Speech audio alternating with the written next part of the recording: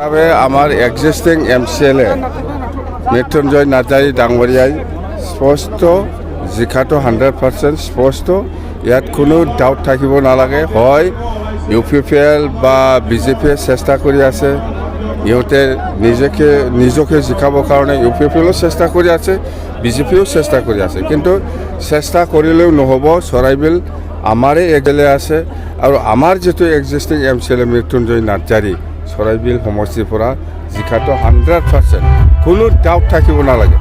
আৰু জিকাৰ পিছত চৰাইবিলবাসী ৰাইজৰ কাৰণে বা গোসাইগাঁও সাব ডিভিজন হিচাপে 5টা সমষ্টিৰ কাৰণে কি কাম কৰিব লাগে নালাগে আমি নিজে জানো, মই নিজে জানো। সেইকাৰণে ৰাইজক প্ৰতিশ্ৰুতি দিছে, আপোনালোকে যেনেকৈ আমাক সহায় কৰিছে আমিও আপোনালোকক 100% সহায় কৰিম বুলি কথা দিছোঁ। বাছ প্ৰমোদ বড়োক কথা সুধি লাভ নাই, ইয়াৰ 3-4 দিন আছে।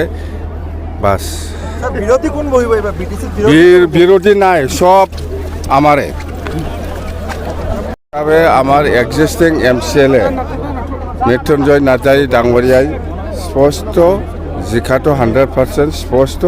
ইয়াত কোনো ডাউট থাকিব নালাগে। হয় UPPL বা বিজেপিয়ে চেষ্টা কৰি আছে, ইহঁতে নিজকে জিকাবৰ কাৰণে UPPLও চেষ্টা কৰি আছে, বিজেপিও চেষ্টা কৰি আছে। কিন্তু চেষ্টা কৰিলেও নহ'ব। চৰাইবিল আমাৰে এগেলে আছে আৰু আমাৰ যিটো এক্সিস্টিং এমচিএলএ মৃত্যুঞ্জয় নাৰ্জাৰী চৰাইবিল সমষ্টিৰ পৰা জিকাটো 100%, কোনো ডাউট থাকিব নালাগে।